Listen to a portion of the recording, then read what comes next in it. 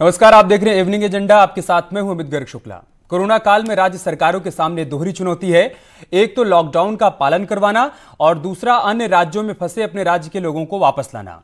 इस दोहरी चुनौती का सामना करने में यूपी की योगी सरकार अन्य राज्य सरकारों की तुलना में बहुत आगे है। दिल्ली से अब तक 4 लाख से ज्यादा लोगों को लाया जा चुका है।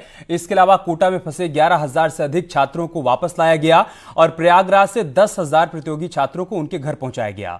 हरियाणा से 12,000 से अधिक श्रमिकों को लाने के बाद योगी सरकार का अगला मिशन एमपी, गुजरात और महाराष्ट्र में फंसे यूपी के श्रमिकों और कामगारों को वापस लाना है। और सरकार ने इसके लिए क्या कार्य योजना बनाई है और इस मिशन को पूरा करने में उसके सामने क्या क्या चुनौतियां हैं, आज इवनिंग एजेंडा में इन्हीं तमाम मुद्दों पर हम चर्चा करेंगे। लेकिन पहले आप एक रिपोर्ट देख लीजिए। 23 मार्च को पूरे देश में लॉकडाउन लागू होने के बाद अन्य राज्यों में फंसे यूपी के लोगों के मन में यही सवाल था कि वो अपने घर कैसे और कब पहुंचेंगे। उनके इन सवालों का जवाब बनकर आए सीएम योगी आदित्यनाथ, जिन्होंने यूपी के 10 लाख श्रमिकों और कामगारों की वापसी का मेगा प्लान बनाया और भरोसा दिया कि यूपी के एक एक श्रमिकों और कामगारों की वापसी सुनिश्चित करेगी सरकार। शुरुआत हुई कोटा से 11,000 छात्रों को वापस लाने से। इसके बाद हरियाणा में फंसे 11,000 कामगारों को वापस लाया गया और फिर प्रयागराज से 10,000 प्रतियोगी छात्रों को बसों के जरिए उनके घर पहुंचाया गया। लेकिन मिशन अभी पूरा नहीं हुआ है।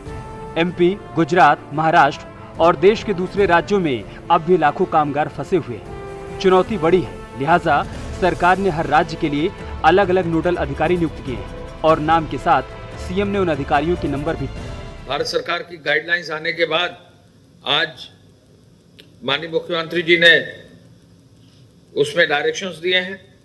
सर्वप्रथम माननीय मुख्यमंत्री जी ने यह कहा है कि अन्य राज्यों में जो हमारे प्रवासी कामगार हैं, श्रमिक हैं, वो उन्होंने अपील की है कि पैदल यात्रा न करें। उन्होंने ये कहा है कि हर व्यक्ति को, हर प्रवासी श्रमिक को, हर कामगार को सुरक्षित प्रदेश सरकार लाने की व्यवस्था कर रही है। चरणबद्ध रूप से इस व्यवस्था को किया जा रहा है और इसी क्रम में प्रत्येक राज्य सरकार से उत्तर प्रदेश सरकार के हम सभी लोगों को आदेश मुख्यमंत्री जी ने दिया है कि हम लोग वार्ता करें। आपको इन नंबर्स पर संपर्क करना होगा और फिर नोडल अधिकारियों द्वारा आपकी वापसी सुनिश्चित कराई जाएगी। 10 लाख लोगों को वापस लाने के बाद शासन और प्रशासन के सामने चुनौती होगी सभी को क्वारंटाइन सेंटर्स में रखना। सरकार ने इस चुनौती के लिए भी खुद को तैयार कर लिया है। हर जिले में करीब 25,000 लोगों को रखने के लिए क्वारंटाइन सेंटर्स पहले से ही बना लिए गए हैं।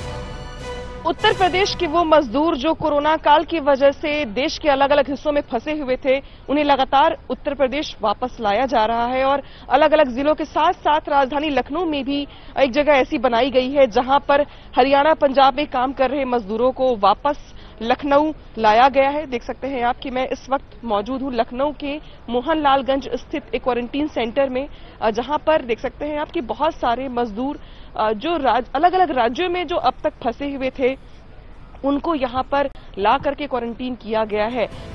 यूपी के 23 करोड़ लोगों की हिफाजत के लिए योगी सरकार हर वो काम कर रही है जो महामारी के दौर में किसी भी राज्य सरकार को करना चाहिए। बस जरूरी है कि आप भी सरकार का साथ दें, थोड़ा धैर्य रखें ताकि कोरोना के खिलाफ जारी जंग को जीता जा सके। Bureau report, news 18। लखनऊ से हमारे संवाददाता अजीत हमारे साथ जुड़ चुके हैं। इसके अलावा अनामिका भी हमारे साथ जुड़ चुके हैं। अजीत, मैं पहले आपके पास ही आऊंगा।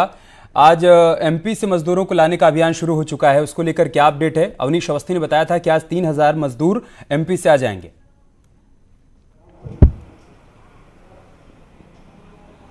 देखिए, बिल्कुल इसके लिए बाकायदा 100 बसें लगाई गई थी और 3,000 मजदूरों को लाया गया था। इसी बात से अमित अंदाजा आप लगा सकते हैं कि सिर्फ मजदूरों को लाया नहीं जा रहा बल्कि सोशल डिस्टेंसिंग का भी पालन किया जा रहा है। यानी एक बस में 30 मजदूरों को लाया जा रहा है और पहले भी सरकार ने कहा कि 26 से 30 लोगों को सोशल डिस्टेंसिंग का पालन कराते हुए लाया जाएगा। और इतना ही नहीं, आज एमपी से जो एमपी के लोग हैं उत्तर प्रदेश में, वो भी मध्य प्रदेश जाना शुरू कर दिए जाएंगे। जो लखनऊ का ट्रांसपोर्ट नगर है, वहां से बसें उनको मध्य प्रदेश ले जाएंगी। इसके साथ ही गुजरात, जो हरियाणा में और बचे मजदूर हैं जो दूसरे राज्यों में हैं, उनसे संपर्क किया जा रहा है। मुख्यमंत्री की तरफ से 10 लाख लोगों को रहने के लिए 25 जिलों में क्वारंटाइन सेंटर बना दिए गए हैं। चरणबद्ध तरीके से लोगों को लाया गया है। आज सीएम ने यह भी कह दिया है अमित, कि प्रदेश की सीमाओं को पूरी तरह से सील किया जाएगा, यानी दूसरे राज्य से किसी सामान्य व्यक्ति को नहीं आने दिया जाएगा। सिर्फ उन जो हमारे काम लोगों को लाने के बाद जहां रखा जा रहा है, अनामिका वहां से हमारे साथ जुड़ी है क्वारंटाइन सेंटर से, हम उनके पास जाएंगे। और इस बीच यूपी सरकार के मंत्री मोहसिन रजा भी हमारे साथ जुड़ चुके हैं। मोहसिन रजा जी, स्वागत है आपका, मैं आऊंगा आपके पास। लेकिन अनामिका, आप अपडेट दीजिए कि क्वारंटाइन सेंटर्स में क्या कुछ इंतजाम किए गए हैं और क्या वाकई में जितनी संख्या में लोगों को लाया जा रहा है उस हिसाब से हमारे पास पर्याप्त सुविधाएं, पर्याप्त इंतजाम हो गए हैं क्वारंटाइन सेंटर्स में? और बिल्कुल देखिए अमित, मैं एक ऐसे क्वारंटीन सेंटर में मौजूद हूं जहां की तस्वीरें मैं आपको दिखाना चाहूंगी। सबसे बड़ी बात तो ये कि क्वारंटीन सेंटर को चुनना एक सरकार के सामने टास्क था। शहर से कुछ दूर रखा गया है इसको, लखनऊ की मोहनलालगंज स्थित इलाके में बनाया गया है। और देख सकते हैं आप इतना बड़ा है ये, ताकि प्रयास किया गया कि लोगों को सोशल डिस्टेंसिंग का मतलब समझाया जा सके और डिस्टेंस मेंटेन करके ही लोगों को रखा जा सके। 50-50 के खेमे में बांटे गए हैं इनको। 50 लोग इधर हैं और ये देखिए बीच में एक गैप दिया गया है, फिर इस अगले ब्लॉक में 50 लोग हैं और ये बहुत बड़ा एरिया है। सबसे बड़ी बात यहाँ पर यह है कि हमने बहुत सारे मजदूरों से बात की, कुछ बिहार के कटिहार जिले के रहने वाले हैं, कुछ हरियाणा से आए हैं। सबसे बड़ी बात कि खाने पीने की सुविधाओं से लेकर इनका मेडिकल चेकअप हो चुका है। लगभग अच्छी बात यह है कि सबके रिपोर्ट्स नेगेटिव आए हैं। इनका मनोरंजन हो सके, 24 घंटे इनको यहाँ रहना है तो इनको कैद जैसा फील ना हो, टीवी सामने लगाई गई है, जो देख सकते हैं आपकी टीवी चल रही है। कुछ मजदूरों से हमने यहाँ पर बात भी की है, वो 15 दिन से 20 दिन से हैं और अब वो तैयार है अपने अपने घर जाने के लिए। तो जैसा कि हमने पहले भी जिक्र किया था कि अलग अलग जिलों में ये निर्देश पहले ही दिए गए थे कि आप इंतजाम करिए 10 से 15 हजार लोगों को ठहराने के लिए। ठीक उसी तर्ज पे लखनऊ में बीबीडी कॉलेज से लेकर के ये राधे स्वामी सत्संग व्यास का जो एरिया परिसर है इसको चयन किया गया है और अभी ये एरिया बहुत खाली भी है। और ये माना जा रहा है कि चूंकि मध्य प्रदेश से खेपे आ रही हैं, कल गुजरात से आने वाली हैं, तो अलग अलग अभी खेपे और आ रही हैं, उनको 15 दिन में रुकवाया जा रहा है। ये व्यापक इंतजाम किए गए हैं। ये जो क्वारंटीन सेंटर मोहसिन रजा जी, आज जब अवनीश अवस्थी प्रेस कॉन्फ्रेंस कर रहे थे तो एक बात पर वो बार बार जोर दे रहे थे कि एक कार्य योजना के तहत सभी श्रमिकों और कामगारों को लाया जाएगा। तो हम थोड़ा आपसे समझना चाहते हैं सर, आप चूंकि मंत्री हैं, कि वो कार्य योजना क्या है? 10 लाख लोगों को लाने की योजना आप लोगों की तरफ से तैयार की गई है, बहुत बड़ा नंबर है। तो किस कार्य योजना के तहत लाया जाएगा और उनमें किन किन बातों को शामिल किया गया है?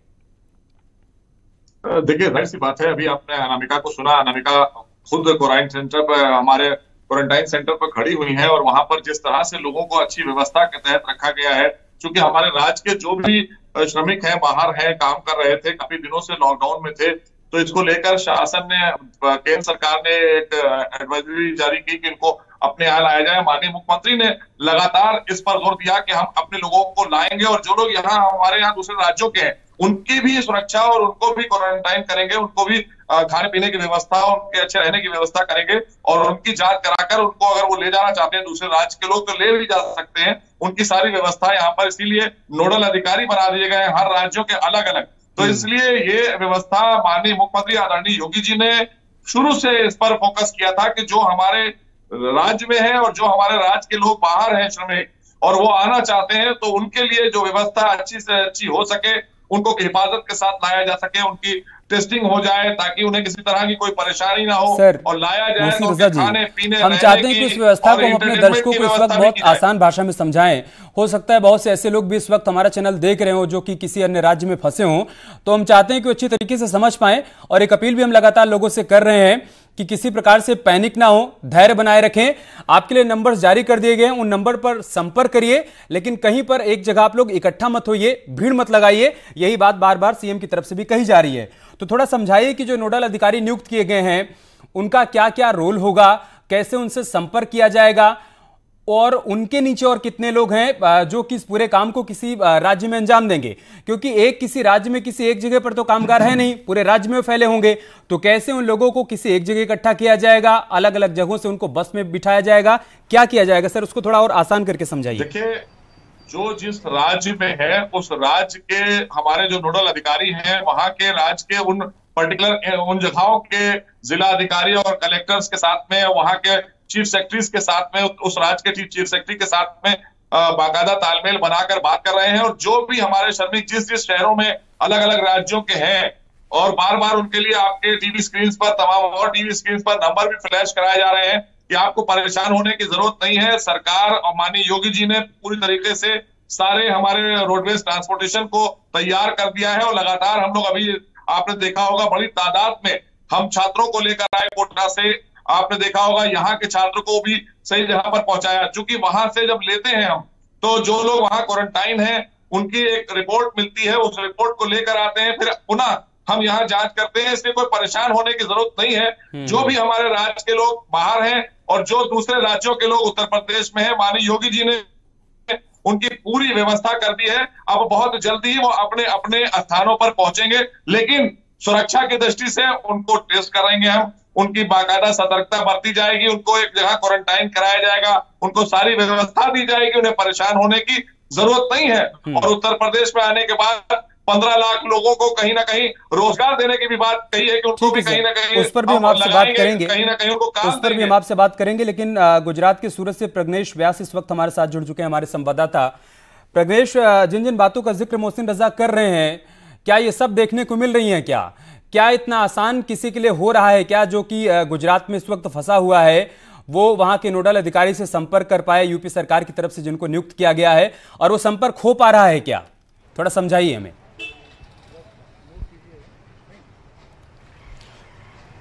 जी बिल्कुल, जो गुजरात की जब हम बात कर रहे हैं, गुजरात में नोडल ऑफिसरों की जो लिस्ट है वो कल ही जारी की गई है। और ख़ास तौर पे जो बात करें हम जिन जिन राज्यों की सरकारों ने सपोर्ट किया है, सबसे पहले ये 3 राज्य सामने आए हैं। सबसे पहले सपोर्ट करने वाला गुजरात के जो कामदार है, उनके लिए उड़ीसा सामने आया था। उन्होंने सबसे पहले ऐलान किया था कि जो भी व्यक्ति, जो भी कामदार हो जो गुजरात में काम करता हो, खास तौर पे सूरत, क्योंकि सूरत में सबसे ज़्यादा उड़ीसा के लोग यहाँ 7 से 8 लाख लोग यहाँ रहते हैं। उसके बाद जो बारी आती है वो राजस्थान और मध्य प्रदेश की है।